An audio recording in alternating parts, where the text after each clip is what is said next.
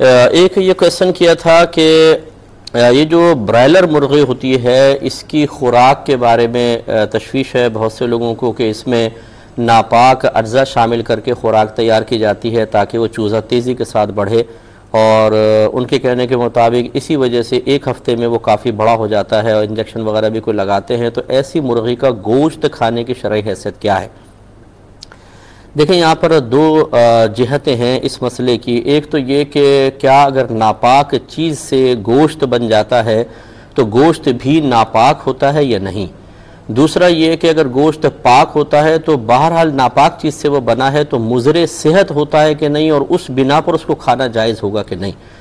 तो इन दोनों का जवाब ये है कि अगर कोई चीज़ हराम मतलब कोई जानवर है उसने हराम चीज़ खाई और उससे गोश्त बन गया तो ये हराम चीज़ की कहा जाएगा कि हकीकत और माहियत बदल गई।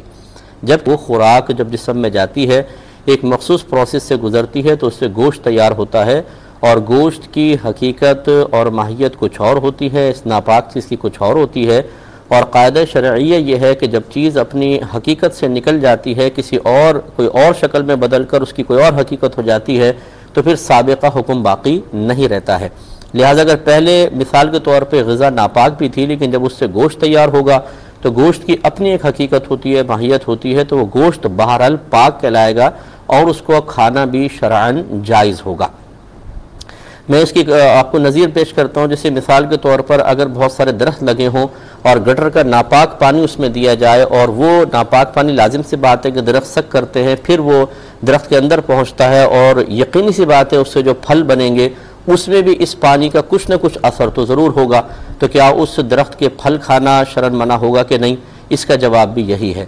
इसी तरह जो देसी मुर्गियाँ होती हैं, आपको पता है कि ये गाँवों के अंदर ख़ास तौर पर मैं समझाने के लिए अर्ज़ करता हूँ, ये नाली में मुँह मारती हैं, गंदे कीड़े भी खाती हैं, वो नाली का पानी भी पीती हैं अगर आप गौर करें, और उससे उनका गोश्त बनता है। तो अगर असल चीज़ को देखा जाए कि क्या इनकी खुराक थी और उसकी वजह से गोश्त पर भी वही हुक्म शरअ लगाया जाए तो फिर इसका क्या हुक्म होगा। इसी तरह अब दूसरी जहत यह है कि जी इसमें चूँकि नापाक अशे से बनी है या गंदी चीज़ों से, तो इसमें ये मुज़र सेहत है, इसको ना खाया जाए। हाँ, कोई इस जहत से अगर इसको ना खाए तो उसको इजाज़त होगी, लेकिन हम इस पर हराम या नाजायज़ होने का हुक्म शरअ नहीं लगा सकते कि चूँकि ये गुमान है कि इसमें ये मुज़र सेहत है लिहाजा इसको खाना गुनाह होगा।